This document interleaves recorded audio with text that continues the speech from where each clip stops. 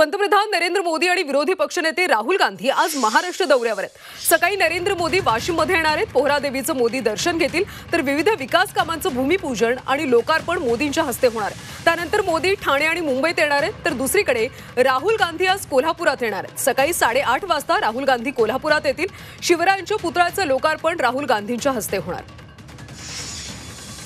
आज दोन महत्त्वाचे नेते महाराष्ट्राच्या दौऱ्यावर आहेत। एकीकडे पंतप्रधान नरेंद्र मोदी वाशिमच्या दौऱ्यावर आहेत, तर दुसरीकडे राहुल गांधी कोल्हापूरच्या दौऱ्यावर आहेत।